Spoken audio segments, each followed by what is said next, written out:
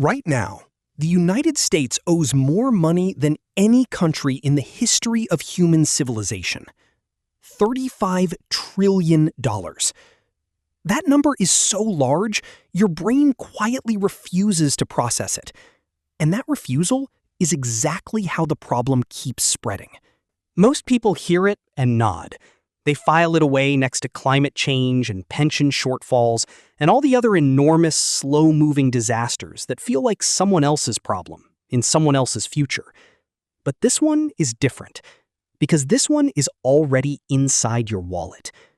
What is actually happening to the US national debt?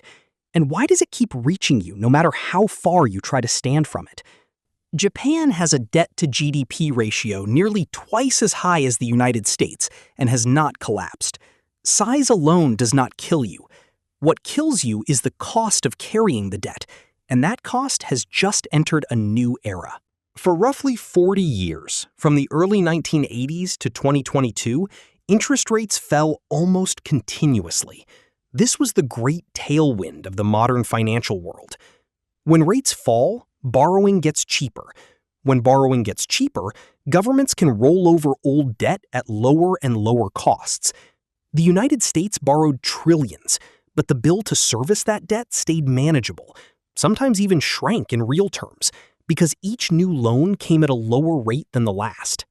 Economist Carmen Reinhart, who spent decades studying sovereign debt crises, described this era as a kind of gravity-defying machine.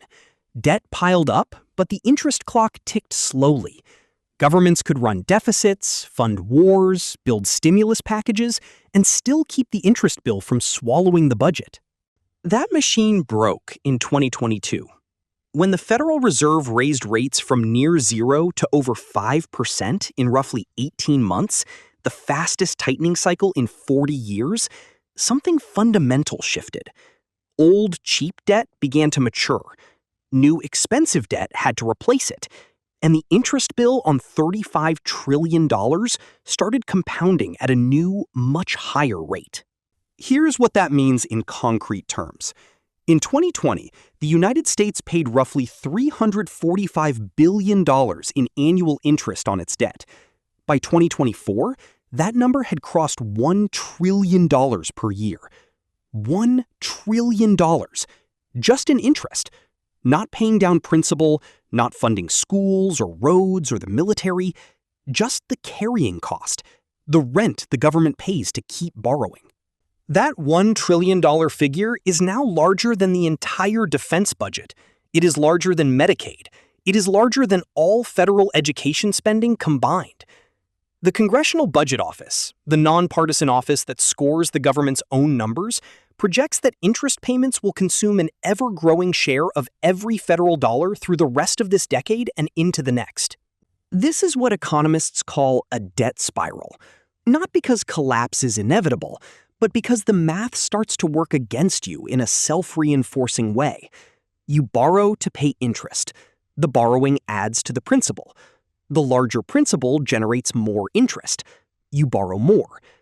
The spiral does not accelerate all at once. It tightens slowly, almost invisibly, until one day the options are very limited and very painful. But you still might be asking, why does this reach me? If the government is the one borrowing, if Wall Street is the one lending, if the Federal Reserve is the one setting rates, what does any of this have to do with your rent, your mortgage, your credit card bill? Everything. Interest rates are not a government abstraction. They are the price of money, all money, everywhere in the economy. When the government borrows enormous sums at high interest rates, it competes with every other borrower for the same pool of capital. That competition pushes rates up across the board. Your mortgage rate is higher because the government is in the market beside you, outbidding you with the full faith and credit of the United States Treasury. Your auto loan costs more. Your business credit line costs more. The startup that might have hired you cannot afford to borrow to grow. The apartment building that might have added supply to your city cannot get cheap financing. The ripple moves through every corner of the economy. Researcher Peter Fisher, who served as Undersecretary of the Treasury in the early 2000s, once described government borrowing as a massive tidal force. It does not just raise the level of the ocean in one spot, it raises the level everywhere, all at once, whether you are standing at the shore or 100 miles inland. And there is a second channel, one that is quieter, but arguably more destructive over time. Inflation. When a government faces a debt it cannot easily repay through taxes or cuts alone, history shows a consistent third option: allow inflation to erode the real value of that debt. A dollar borrowed today is repaid in future dollars worth less. The debt shrinks in real terms, while the nominal number stays the same. This is not conspiracy. It is documented across dozens of countries and centuries of financial history. Economist Thomas Sargent, who won the Nobel Prize in Economics, studied exactly this dynamic across hyperinflation events in 1920s Europe and found the same pattern each time. Governments facing unsustainable debt loads eventually allowed monetary expansion to carry the burden that taxes alone could not.